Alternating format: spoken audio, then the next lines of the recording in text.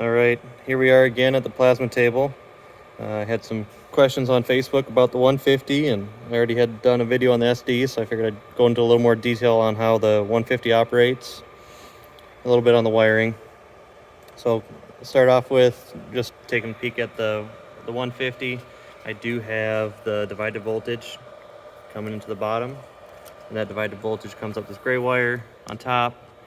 It's got a jumper from the negative to common. Got the up signal and the down. You can see that. So what it's doing is just giving an up or down signal. And where that happens is we're going to see that up-down signal in the Mach 3. Those are assigned under ports and pins. So if we trace mine down, I've got up is white, down is red. Come back into this is the breakout board right here.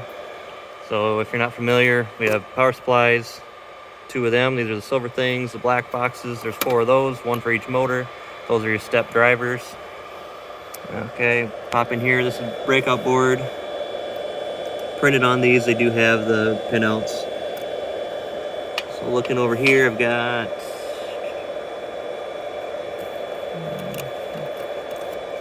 right here on my pins, my input 1 and 2. I've got my up and down. And so when you look at the inputs, pop on down to here, and it'll tell you what each pin means. So input 1 is pin 10, and input 2 is pin 11, and so forth. It's kind of all the zip tied together here, so it might be hard to follow where I'm going with everything. So the e-stop is wired. Okay. We do have our e-stop here. This one goes down to the breakout board. That's between ground and input 5. I've got Arco K signals, input 4. And then these 2 wires here are my up and down signals. These ones here are coming in, turning back around, going up top for my divided voltage.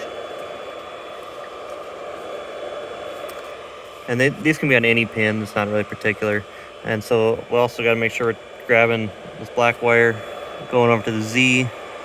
That gets popped in on direction. So that's under direction positive there. Sorry, that was wrong. That's direction negative. And direction negative also jumps over to ground, and it jumps over to pulse negative. And these are inputs. So we have pulse plus and minus here. Those go back to the Z. So all that driver needs to do to move is have the pulses and direction. And those ones are always the same, so if you follow them, kind of see the colors. We got white on the right, red on the left. Come up here. The white wire is going to be our pulse positive. The red wire is going to be direction positive. Other than that, the wiring is pretty much the same. I am stealing some grounds off of that ground here, which is fine. Otherwise, they're all kind of set up the same. Hope this helps you guys if you're trying to set up a Proma 150. Remember, this is not the SD. The SD is the one that is a standalone. The 150 is what's going to interface with the breakout board, pull into Mach 3 and get its corrections in Mach 3.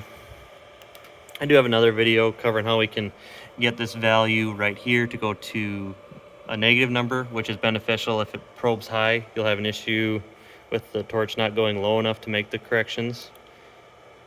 So once the 150 is up and running, here's my settings I have now. Nothing particular. You'll turn it on here. It's going to look for the Arco. Or you turn the THC on here. It's going to look for the Arco K signal, and it's been pretty trouble-free now that I got the modifications made for the negative. Really got to stress to you guys, if you're having trouble with the torch diving or lifting, set that.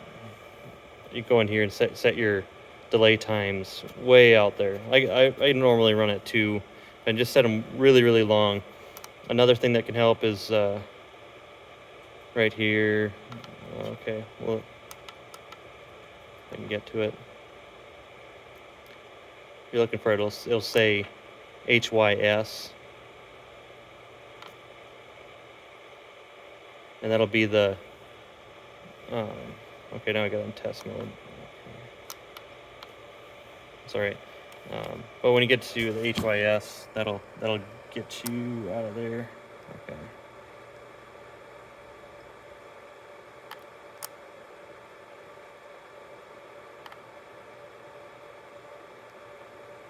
I suppose I won't go into it now.